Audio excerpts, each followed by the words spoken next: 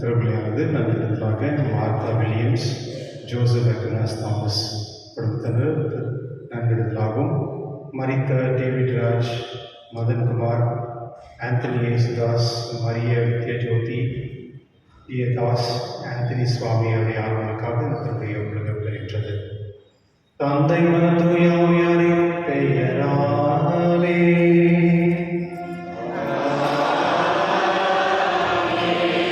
நம் ஆண்டவராகிய இயேசு கிறிஸ்துவின் அருளும் கடவுளின் அன்பும் தூய ஆவியாரின் நட்புறவும் உங்கள் அனைவரோடும் இருப்பதாக.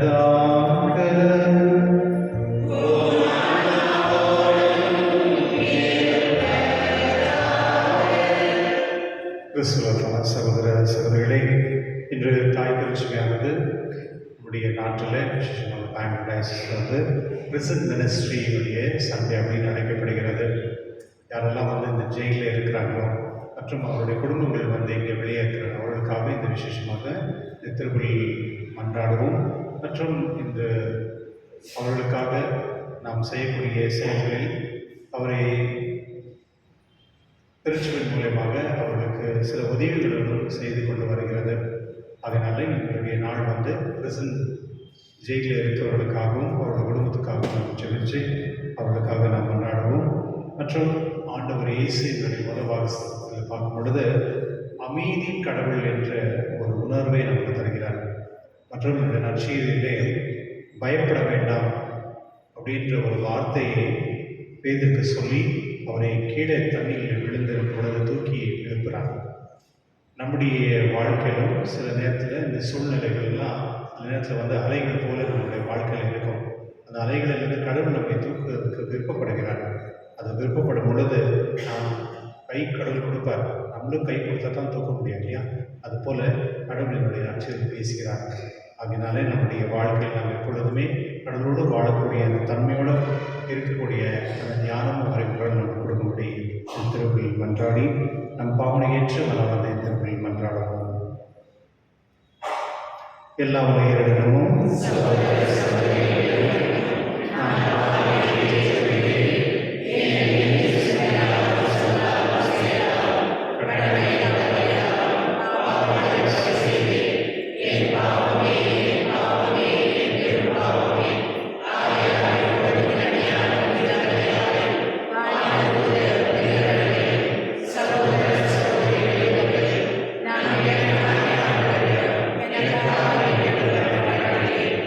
எல்லாம் இறைவன் நம்ம இதை இருக்க வைத்து நம்ம பாவனை மன்னித்து நம்ம நிலைவாழ்வுக்கு அழைத்து செல்வாராக.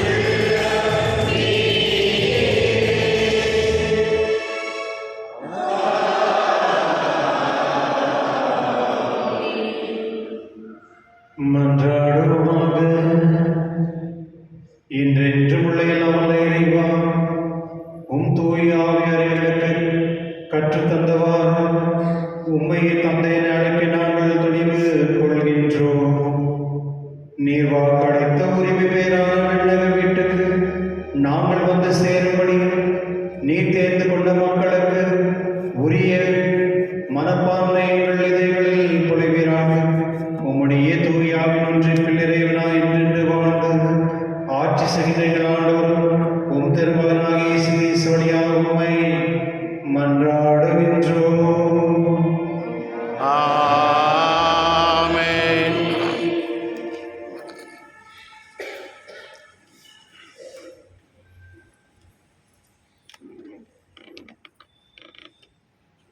அரசர்கள் முதல் நூலிலிருந்து வாசகம்.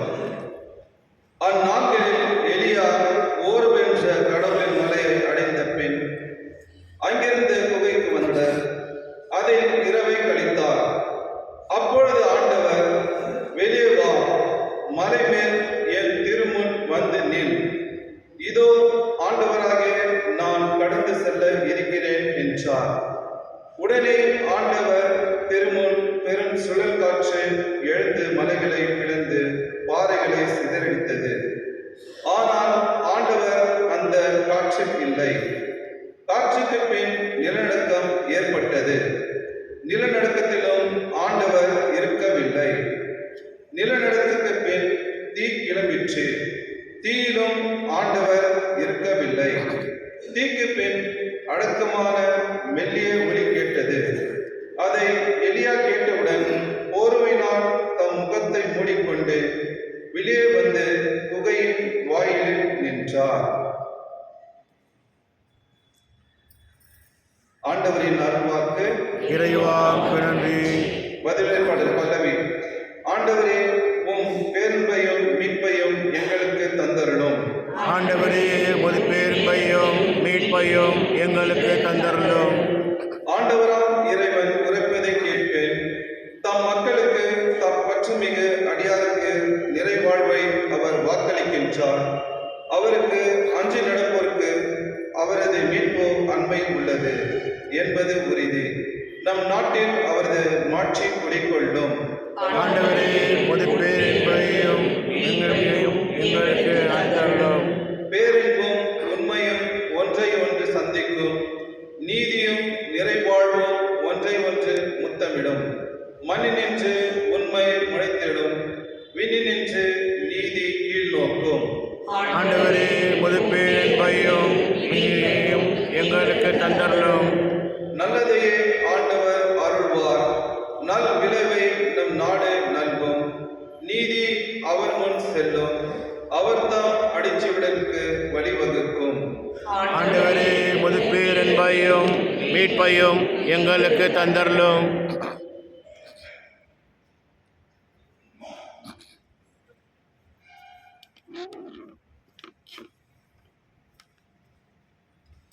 திருத்தூதர் பவுல் ரோமையருக்கு எழுதிய திருமுகத்தில் இருந்து வாசகம்.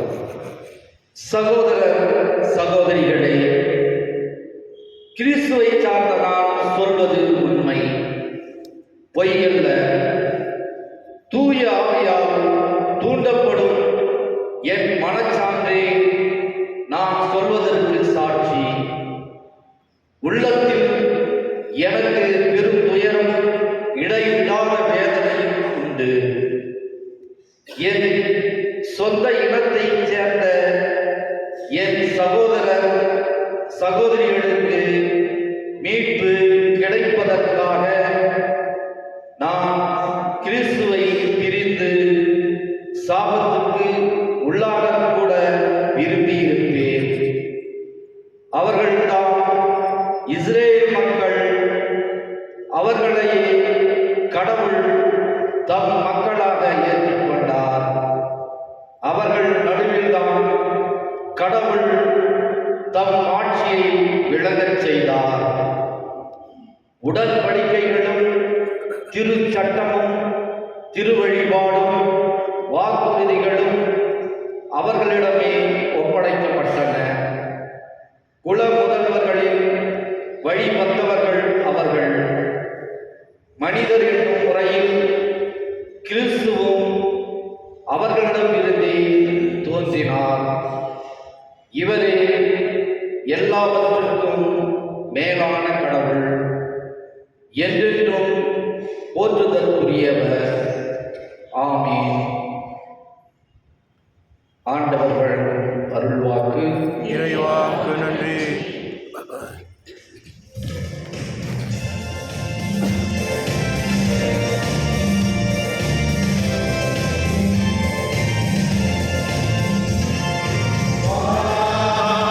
Alleluia.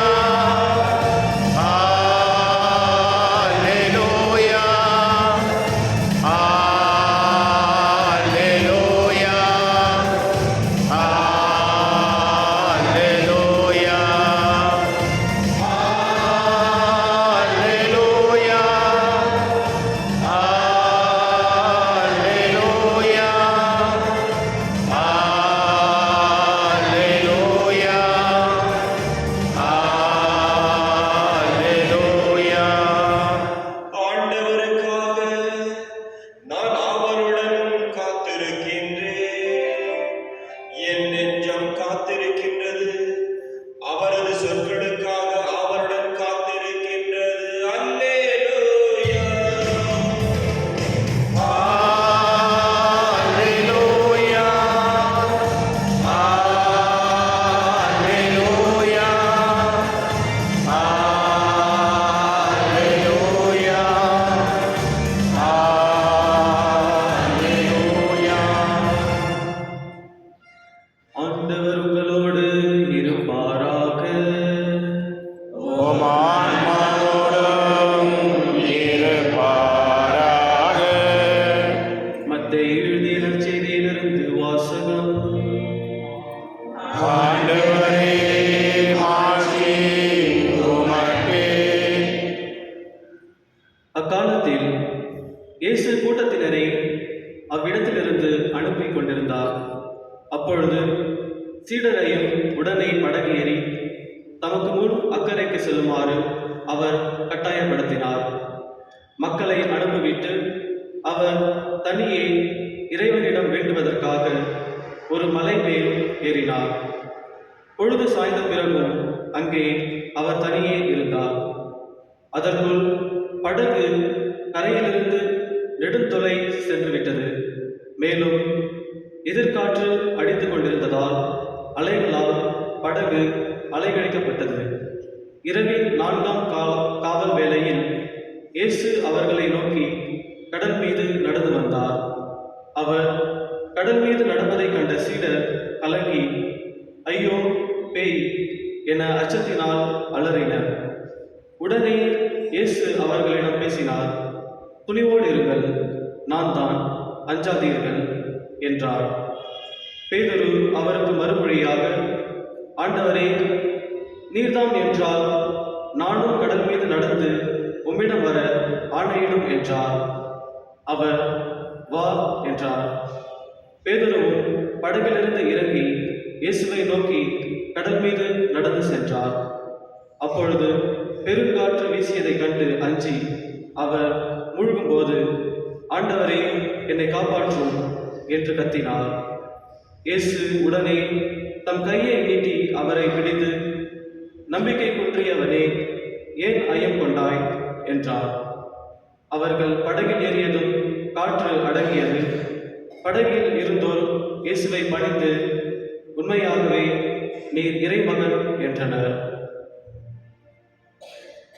ஆண்டவரின் அருள்வாக்கு. கிறிஸ்துவே, உமக்கு புகழ்.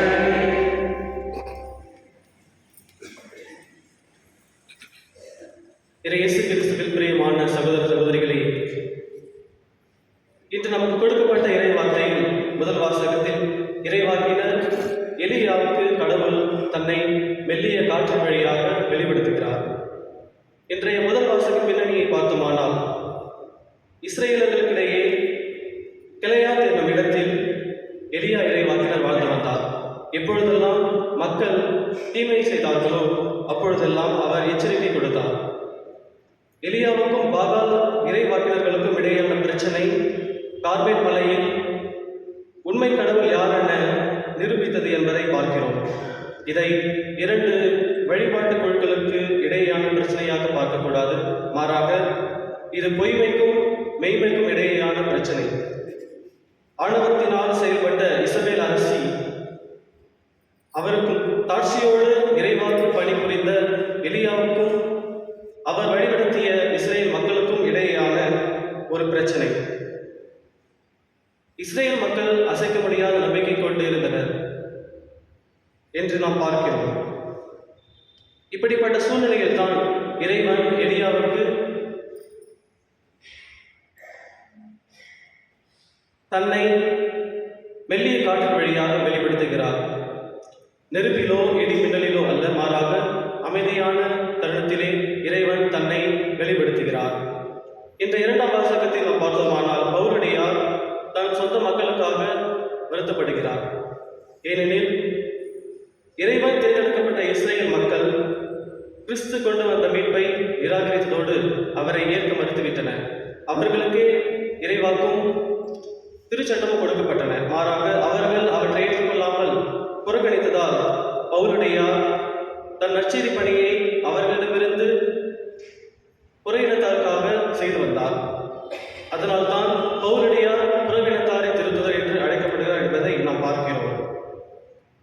நற்செய்தி வாசகத்தில் பார்த்தோமானால் நம் ஆண்டவர் துன்பக்கடலில் தத்தளித்த நம் சீடர்களை கைதூக்கி அவர்களை அஞ்சாதே என்று நம்பிக்கை ஊட்டுகிறார். அவர்களை நம்பிக்கையின்மையை கண்டு கண்டிக்கிறார். இன்றைய நற்செய்தியின் பின்னணியை பார்த்தோமானால் ஆதி திருச்சபையில் பல்வேறு வேதனைகளை கிறிஸ்தவர்கள் எதிர்கொண்டனர். கிறிஸ்தவர்கள் தங்கள் நம்பிக்கைக்காக ஒடுக்கப்பட்டனர். இப்படிப்பட்ட சூழலில்தான் மத்திய நற்செய்தியாளர் படகாகிய தொடக்க திருச்சபையை அதில் உள்ள சீடர்களாகிய தொடக்க கிறிஸ்தவர்கள் தங்கள் விசுவாசத்தை தளராமல் நம்பிக்கையில் குன்றாமல் இருக்க இந்த பதிவை அவர் நற்செய்தியில் கொடுக்கிறார். ஆண்டவர் கடல் மீது நடந்து வரும் இந்த பதிவை நற்செய்தியாக நமக்கு கொடுக்கிறார். இந்த நற்செய்தி மூலம் இயேசுவே மெசியா, அவரே கடவுள், அவரே இயற்கை படைத்த கடவுள் என்று நாம் பார்க்கிறோம். இவ்வாறாக ஆண்டவர் அவர்களுடைய நம்பிக்கையை வலுப்படுத்துகிறார். இந்த நற்செய்தியில் ஆண்டவர் இயேசு கடல் மீது நடந்து வந்து கடலை அடக்குகிறார். இவராக கடலின் மீது ஆதிக்கம் செலுத்துகிறார். நம் ஆண்டவர் தம் இறை வல்லமையை தாம் கடல் மீது நடந்து வெளிப்படுத்துகிறார் என்பதை நாம் பார்க்கிறோம். பழைய ஏற்பாட்டு காலத்தில் கடல் என்பது சாத்தானின் உறைவிடமாக கருதப்பட்டது. எடுத்துக்காட்டாக திருப்பாடல் 74:14 நாம் பார்க்கிறோம். நீரில் வாழும் கொடும் பாம்புகளான லெவியத்தானின் தலையை நசுக்கியவர் ஆண்டவர் என்று திருப்பாடல் கூறுகிறது. கடலின் அமைதியற்ற நிலை தீமையின் வெளிப்பாடாகவே கருதப்பட்டது. பழைய ஏற்பாட்டில் வாழ்ந்த அந்த மக்கள் கடலை பற்றி கொண்டிருந்த தவறான எண்ணங்களையும் கருத்துக்களையும் இயேசுவின் காலத்தில் வாழ்ந்த யூதர்களும் கொண்டிருந்தனர். அதனால்தான் படகில் இருந்த சீடர்கள் இயேசு கடல் மீது நடந்து வந்ததைக் கண்டு அவரை பேய் என்று நினைத்து அஞ்சி நடுங்கினார்கள். இந்த சூழலில் தான் மத்திய நற்செய்தியாளர் கடலை வெல்பவர் கடவுள் மட்டுமே என கூறி நம்பி வந்த யூதர்களுக்கு இயேசுவே கடவுள் என்று நிரூபிக்கிறார். இதனால் தான் சீடர்கள் இயேசுவை வணங்கி கடவுளாக போற்றுகின்றனர். அன்பான சகோதர சகோதரிகளே, கிறிஸ்தவர்களாகிய நாம் திருச்சபை என்னும் படகில் பல்வேறு துன்பங்களில் இக்காலகட்டத்தில் பயணித்துக் கொண்டிருக்கிறோம். துன்பப்பட்டாலும் நாம் நம்பிக்கையோடு முன்னோக்கி செல்ல நாம் அழைக்கப்பட்டிருக்கிறோம். கடலும் காற்றும் இயேசுவின் குரலுக்கு செவி சாய்க்கின்றன. அதுபோல ஆண்டவரை நோக்கி நாம் அழும்போது அவர் கண்டிப்பாக நம் குரலுக்கு செவி சாய்க்கிறார். அவர் நம்மோடு இருக்கிறார். அவர் வெகு தொலைவில் இல்லை என்பதை இன்றைய நற்செய்தி தெளிவாக சொல்லுகிறது. நாம் இந்த உலகில் வாழும் வாழ்க்கையில் துன்பங்கள், துயரங்கள், கடன் பிரச்சனைகள், பாவங்கள், பலவீனங்கள் என பல சிக்கல்களில் நாம் உழன்று கொண்டிருக்கிறோம். இருப்பினும் ஆண்டவர் நம்மோடு இருக்கிறார் என்பதை உணரும் போது அவர் நம்மை கைதூக்கி நிறுத்துவார் என்ற நம்பிக்கை நமக்குள் வருகிறது. இவராக பேதுரு தன் நம்பிக்கையை திடப்படுத்தி ஆண்டவரை நோக்கி நடந்து செல்கிறார். நாம் செய்ய வேண்டியதெல்லாம் ஒன்றுதான். நாம் நம்பிக்கையையும் நம்முடைய பார்வையையும் ஆண்டவர் மீதே வைக்க வேண்டும். இந்த வாழ்க்கையில் வரும் சவால்களை எதிர்கொள்ள ஆண்டவர் நம்மோடு இருக்கிறார் என்பதை நினைத்து அவர் மீது நம் பார்வையை வைத்து பயணம் செய்ய வேண்டும். நாம் நற்கருணையை ஒவ்வொரு முறையும் உட்கொள்ளும் போது ஆண்டவர் அந்த நற்கருணையின் வடிவாய் நம்மில் வரும்போது நம்மை துன்பங்களிலிருந்தும் பாவங்களிலிருந்தும் எல்லா வகையான பிரச்சனைகளிலிருந்தும் கை தூக்கி விடுகிறார் என்பதை நாம் உணர வேண்டும். எனவே திருவெளிப்பாட்டில் 21வது அதிகாரம் 1வது வசனத்தில் நாம் பார்க்கும்போது கடலும் இல்லாமல் போயிற்று என்று கூறுகிறது. இவ்வாறாக இயேசு நம்மோடு இருக்கும்போது இந்த கடல் என்னும் பெரும் துன்பம் அகன்றுவிடும், நம் கண்முன் நின்று அகன்றுவிடும் என்பதை இதை நற்செய்தியில் நாம் தெளிவாக பார்க்கிறோம். எனவே இயேசு நம்மோடு இருக்கிறார் என்ற நம்பிக்கையை நம்மை வளர்த்து நாம் திருச்சபை என்னும் படகில் சோர்வடையாமல் நாம் பயணம் செய்ய இந்த திருப்பலியில் தொடர்ந்து மன்றாடுவோம். ஆமென்.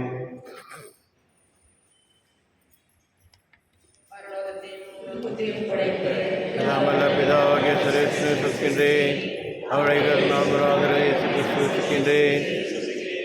இவர் பசுத்தாவினால் கற்பாமாய் போத்தரிச கண்டு பிறந்தார். ஓஜுலார் அதிகாரத்தில் பாடுபட்டு சிலை விளையாடி ஒன்று மறித்து அடக்கம் செய்யப்பட்டார். பாதாளத்தில் இறங்கி 3ஆம் நாள் மறித்திருந்து உயிர்த்தெழுந்தார். உலகத்தில் எல்லாம் பிதாவாகிய தன்னுடைய வலப்பக்கத்தில் வைத்திருக்கின்றார். அவருடைய சீருரியும் முத்திரையும் வைத்திருக்குவார். பத்தால் சொல்கின்றேன், பசுத்த கத்தலிக்க திருச்சபை சொல்கின்றேன், புனிதனுடைய சமூகத்த புரோதத்தை சொல்கின்றேன், பாவப்பொருட்களை சொல்கின்றேன், தைரவுத்தானத்தை சொல்கின்றேன், நித்திய ஜீவத்தை சொல்கின்றேன். ஆமென். அன்புமிக்கவர்களே, நமது அன்றாட வாழ்வில் நாம் சந்திக்கும் பலவிதமான சவால்களையும் போராட்டங்களையும் நாம் தைரியத்தோடு எதிர்கொள்ளவும் அவற்றின் மீது வெற்றி காணவும் இறைவனின் துணை வேண்டி இப்போது நம்பிக்கையோடு மன்றாடுவோம்.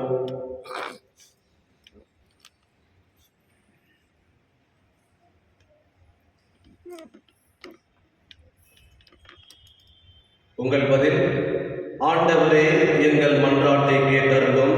ஆண்டவரே எங்கள் மன்றாட்டை கேட்டருளும். ஆண்டவரே உலகளவாவிய திருச்சபைக்காக நாங்கள் மன்றாடுகிறோம். திருத்தந்தை 14ஆம் லியோ, ஆயர்கள், குருக்கள் மற்றும் அர்ப்பணிக்கப்பட்ட மக்கள், சிறையில் உள்ள சகோதரர்களுக்கு உமது விடுதலைக்காகவும் அன்பின் வலிமையான கருவியாகவும் உதவும் கரங்களும் இந்த அர்ப்பணித்து உமது சகாயத்தை உறுத்தையும் புத்துயிர் பெற செயல் தர வேண்டும் என்று இறைவா உம்மை மன்றாடுகிறோம். ஆண்டவரே எங்கள் மன்றாட்டை கேட்டருளும். ஆண்டவரே, நீர் ஒரு நிரபராதியான கைதியாக இருந்து ஒரு கைதியின் துயரத்தை அனுபவித்திருக்கின்றீர். மனவேதனையோடும் உடல் துன்பத்தோடும் சிறையில் இருக்கும் எங்கள் சகோதர சகோதரிகள் அனைவரையும் உம்மிடம் கொண்டு வருகிறோம். அவர்கள் மீதும் அவர்களின் குடும்பங்கள் மீதும் உமது ஆசீர்வாதங்களை வேண்டுகிறோம். கைதியின் கனிவுக்காகவும் மென்மையான புத்துயிருடன் நடந்து கொள்ளவும் சிறை அதிகாரிகளை ஆசீர்வதியும். நாம் ஆண்டவரிடம் ஜெபிப்போம்.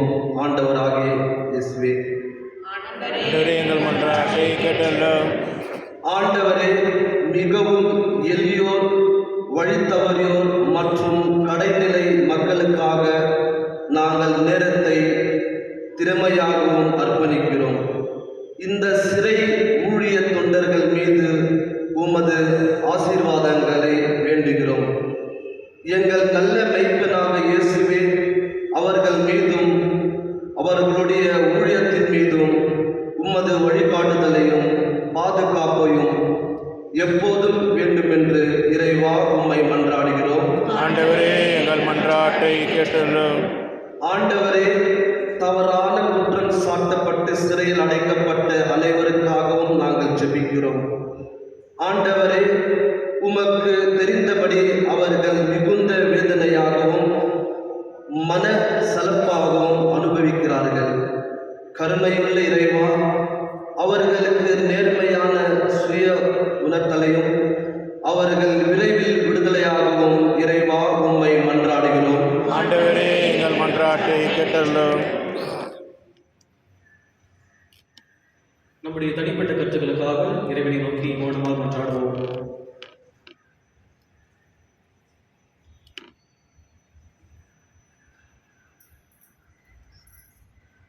எல்லாம் வல்ல இறைவா, நாங்கள் விசுவாச வாழ்வில் தடுமாறும் போதெல்லாம் உமது கரத்தை உறுதியாக பற்றி கொண்டு நடக்க எங்களுக்கு கற்றுத்தாரும். இன்பத்திலும் துன்பத்திலும் நாங்கள் என்றும் உம்மில் நிலைத்து வாழ எங்களுக்கு அருள் தாரும். எங்கள் ஆண்டவராகிய இயேசு கிறிஸ்து வழியாக உம்மை மன்றாடுகிறோம். ஆமென்.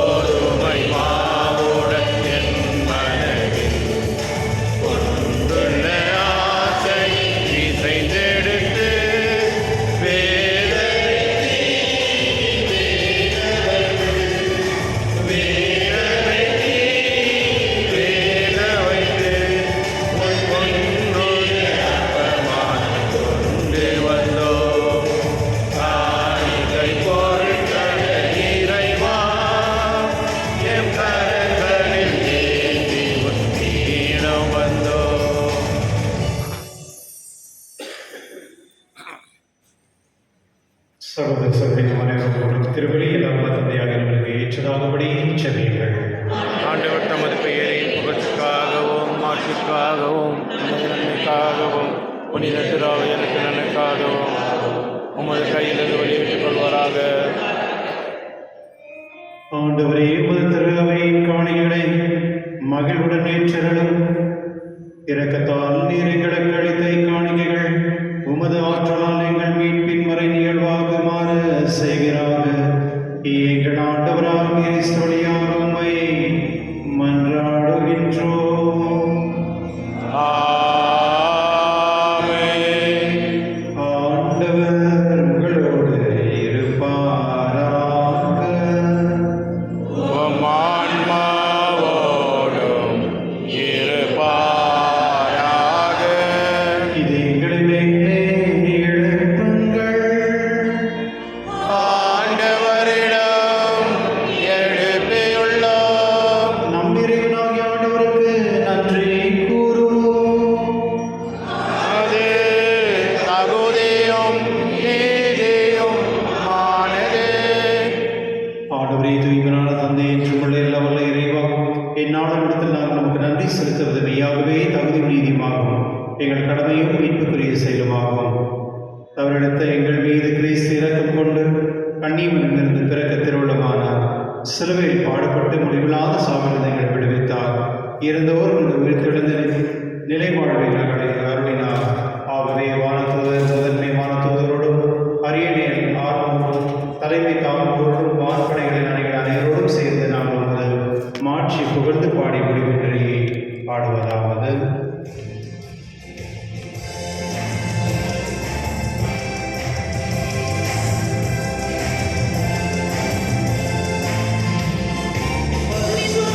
பரிசுத்தரே, சேனைகளின் ஆண்டவர் வல்லவர். பரிசுத்தர் பரிசுத்தரே, சேனைகளின் ஆண்டவர் வல்லவர். ஓசானா ஓசானா ஓசானா ஓசானா ஓசானா ஓசானா.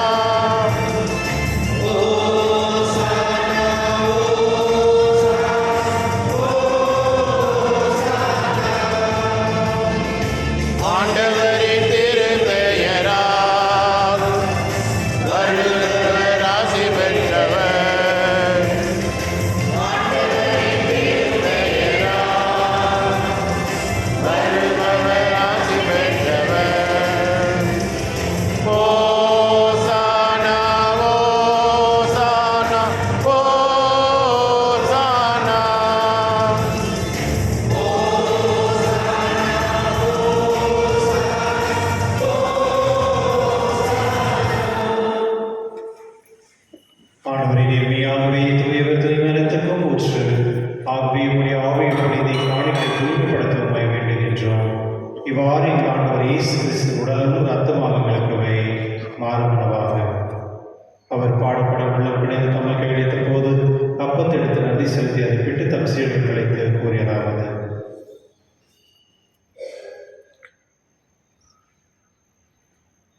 அனைவரும் இதிலிருந்து பெற்று உண்ணுங்கள், ஏன் இது உங்களுக்காக கிடைக்கப்படும் என் உடல்.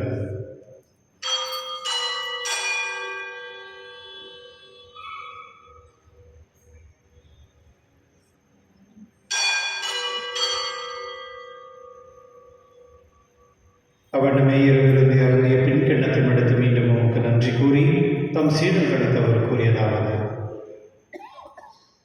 அனைவரும் இதிலிருந்து பெற்று பலன்கள், ஏன் இது புதிய நிலையான உடன்படிக்கைக்கு உரிய ரத்தத்தின் கிண்ணம். இது பாவ மன்னிப்புக்கென்று உங்களுக்காகவும் பலருக்காகவும் சிந்தப்படும். இதை நினைவாக செய்யுங்கள்.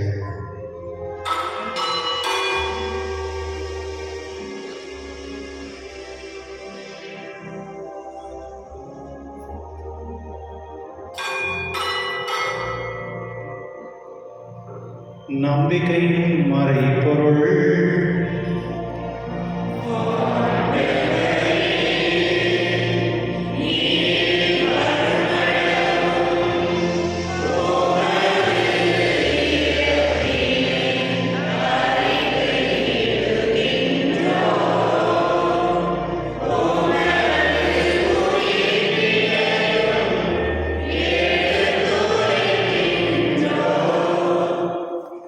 ஆகவே ஆண்டவரை நாங்கள் கிறிஸ்துவின் இறைப்பினையும் உயிர்ப்பின் நினைவு கூர்ந்து வாழ்த்து காப்பது மீட்படைக்கும் கிண்ணத்தையும் உமக்கு கொடுக்கின்றோம்.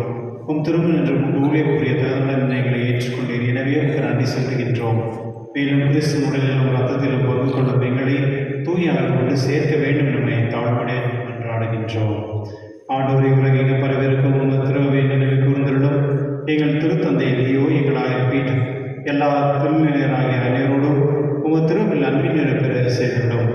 மேலும் உயர்த்தலும் எதிர்நோக்கு தூயில் கொள்ளும் எங்கள் சகோதர சகோதரியும் இறந்தவர்களையும் இரக்கத்துடன் நினைவு கூர்ந்து உங்கள் திருமணொழியில் ஏற்றிடும். எங்கள் அனைவர் மீதும் இரக்கமாயிரும்.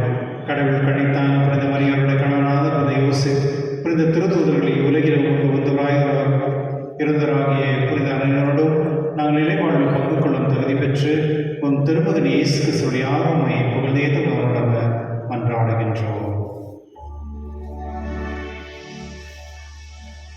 இவர் வழியாக இவரோடு இவரில்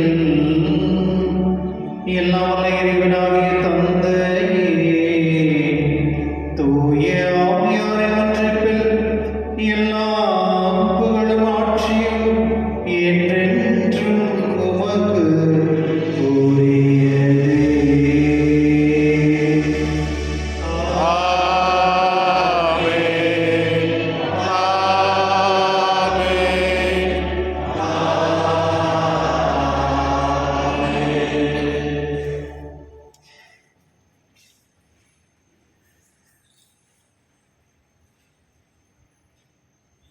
மீட்பரின் கட்டளையால் கற்பிக்கப்பட்டு இதை படித்தால் பயிற்சி பெற்று நாம் இதை சொல்லுவோம். தந்தையே, உமது பெயர் தூயதென போற்ற வருக, உமது ஆட்சி வருக, உமது திருவுளம் விண்ணுலகில் நிறைவேறுவது போல மண்ணுலகிலும் நிறைவேறுக. எங்கள் அன்றாட உணவை இன்று எங்களுக்கு தாரும். எங்களுக்கு எதிராக குற்றம் செய்வோரை நாங்கள் மன்னிப்பது போல எங்கள் குற்றங்களை மன்னியும். எங்களை சோதனைக்குட்படுத்தாதையும் தீமையிலிருந்து எங்களை விடுவித்தள்ளும். ஆண்டவரை தீமையிலிருந்து எங்களை விடுவித்து எங்கள் வாழ்நாளின் அமைதியும் கனிவனுடன் மன்றாடுகின்றோம். உமது இரக்கத்தின் உதவியால் நாங்கள் பாவத்திலிருந்து எப்பொழுது விடுதலை பெற்று யாதரும் கலக்கமின்றி நலமாயிருப்போமாக. நாங்கள் எதிர்நோக்கி இருக்க பேரின்பத்திற்காகவும் என் மீட்பராக இயேசு கிறிஸ்து வருகைக்காகவும் காத்திருக்கின்றோம். ஏனெனில் ஆட்சியும் வல்லமையும் ஆட்சியும் என்றென்று உமது. ஆண்டவரை கிறிஸ்துவை அமைதி உங்களுக்கு விட்டு செல்கிறேன், நான் அமைதி உங்களுக்கு அளிக்கின்றேன் என்று திருத்துதோர் புனிதரே, எங்கள் பாவலை பாராமல் உங்கள் திருவின் நம்பிக்கை கண்ணோக்கி உங்கள் திருவுள்ளத்திற்கு ஏற்ப அதற்கு அமைதி ஒற்றுமை அளித்திருக்கிறாங்க. என்றென்று வாழ்ந்து ஆட்சி செய்கின்றவர் நீரே. ஆமென். ஆண்டவருடைய அமைதி உங்களோடும் என்றும் இருப்பதாக. ஆன்மாவோடும் இருப்பதாக. ஒருவருக்கொருவர் அமைதியை பகிர்ந்து கொள்வோம்.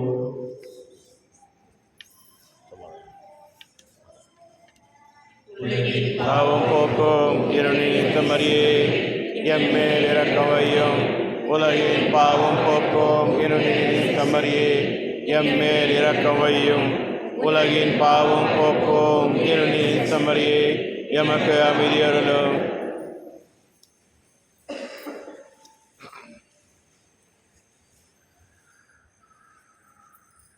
இதோ இறைவன் செம்மறி, இதோ உலகின் பாவனை போக்குபவர், செம்மன் விருது கலக்கு பெற்றோர் பெயர் பெற்றோர். என் ஆண்டவரே, நீர் திருந்தல்ல, நான் தகுதியற்றவன். ஆனால் ஒரு வார்த்தை மட்டும் சொல்லி அருளும், எனது ஆன்மா நலவடையும்.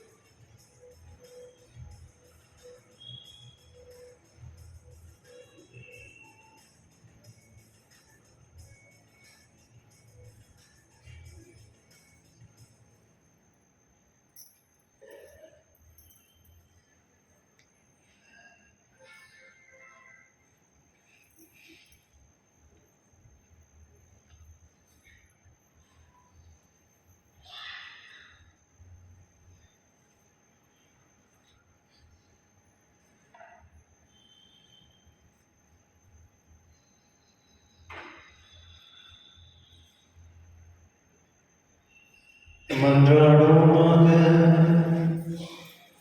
ஆண்டவரே, நாங்கள் கொண்ட திருவுணவு எங்களை உம்மோடு ஒன்றிக்க செய்து எங்களுக்கு மீட்பு அளிப்பதாக. அது எங்களை உமது உண்மையின் ஒளியில் உறுதிப்படுத்துவதாக. எங்கள் ஆண்டவராகிய கிறிஸ்து வழியாக உம்மை மன்றாடுகின்றோம். ஆமென்.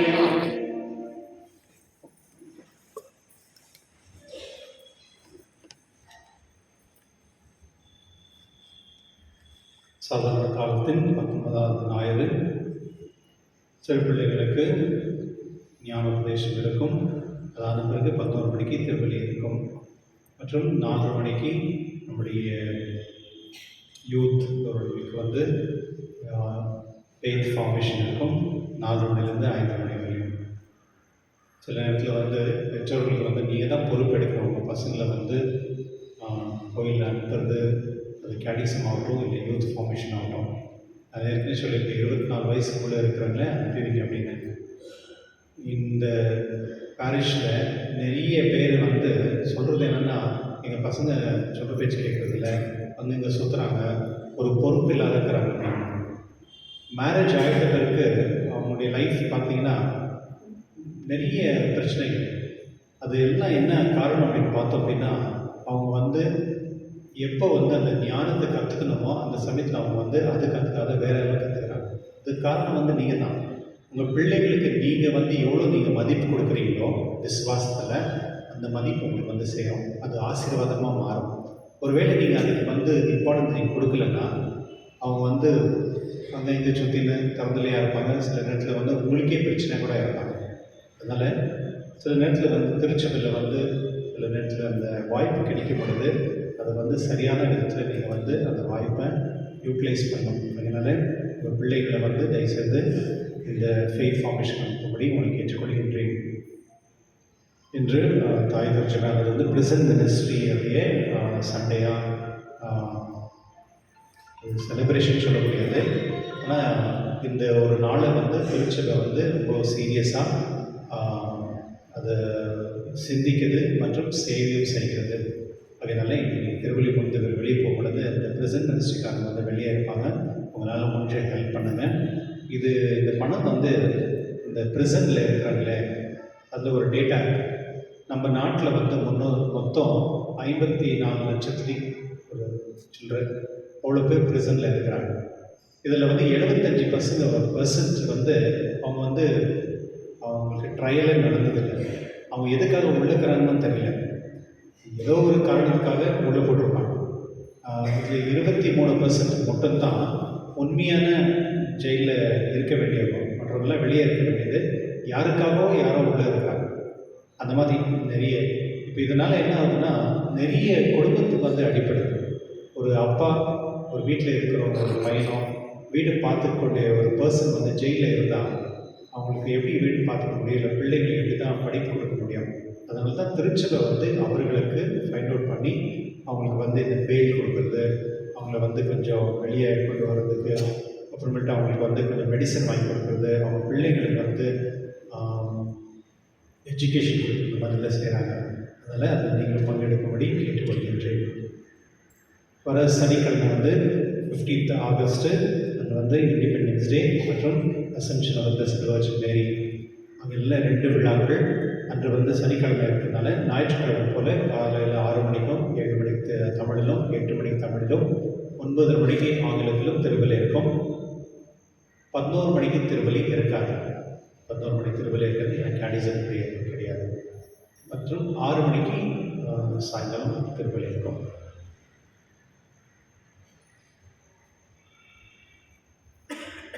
அன்பியங்கள்,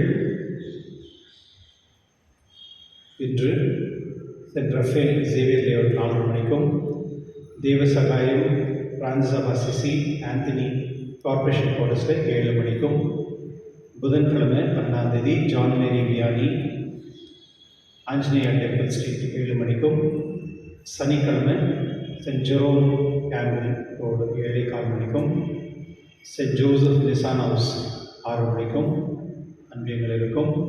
மற்றும் இந்த சென்ட் ஜான் சிமெண்ட் லைனில் இருக்கிற அன்பியத்தை வந்து நான் எங்கேயும் மீட்டிங் நடத்தணும்னு நான் லாஸ்ட் டைம் சொல்லியிருக்கேன். அந்த சிமெண்ட் லைனில் இருக்கவங்களாம் தயவு செய்து வாங்க. சில விஷயங்களெல்லாம் வந்து உங்கள்கிட்ட சொல்லணும், பேசணும். திருச்சபைக்கு வந்து அது ஒன்றா தான் இருக்கும். அது திருச்சபை வந்து அந்த ஒன்று இருக்கணும் அப்படின்னா மக்களும் ஒற்றுமையாக இருக்கும். எனக்கு இவங்க தெரிஞ்சவங்க, இவங்க எங்கள் ரிலேட்டிவ்ன்றதுனால உங்களுக்கு மோட்சம் கிடைக்காது. எது நியாயமாக இருக்கும், எது நீதியாக இருக்கும், எது சரிசமமாக இருக்கும், அதை வந்து நம்ம சிந்தித்து செயல்படணும். இது உங்களுடைய கடமை. சில நேரத்தில் வந்து எனக்கு இவங்க தெரியும், எங்கள் குடும்பத்துக்காரங்க, அதனால நான் அவங்களுக்கு ஃபேவர் பண்ணுறேன். நீங்கள் ஃபேவர் பண்ணுறதுனால நீங்கள் அவங்க மோட்சத்துக்கு உங்களுக்கு ஒரு அமைதியும் கிடைக்காது. திருச்சபையில் மட்டும்தான் உண்மையான ஒரு அமைதியும் சமாதானம் கிடைக்கும். அதனால தான் நம்ம திருப்பலிக்கே வரோம். அதனால் இந்த சிமெண்ட் லைனில் இருக்கோம் அனைவருமே இந்த 13ஆம் தேதி சாயங்காலம் 6 மணிக்கு இங்கே அனைவரும் வரும்படி உங்களுக்கு கேட்டுக்கொள்கின்றேன். இன்றைக்கி வந்து ஜாப் மேலே அப்படின்னு ஒரு அரேஞ்ச்மெண்ட் பண்ணியிருக்கோம். நிறைய பேருக்கு வேலை இல்லாமல் ரொம்ப கஷ்டப்படுறாங்க.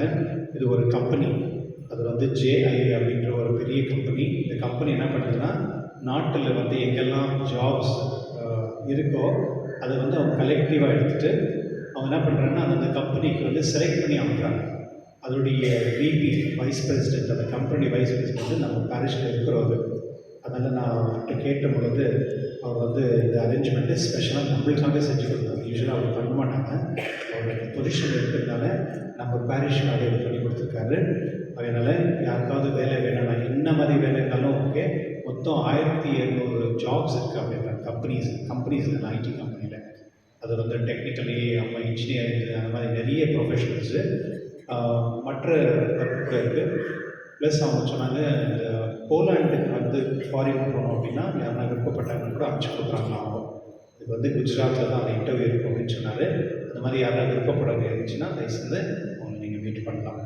அடுத்த வாரம் காணிக்க மொத்தம் 62,620 ரூபாய். அனைவருக்கும் நன்றி. இன்னைக்கு நம்ம டீக்கன் ப்ரீச் பண்ணாரு. அவங்களுக்கும் உங்களுடைய சார்பாக நன்றி. Thank you deacon.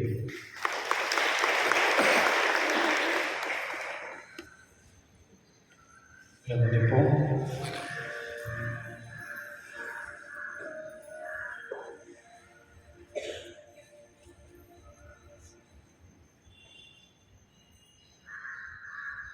ஆண்டவர்களோடு இருப்பாராக.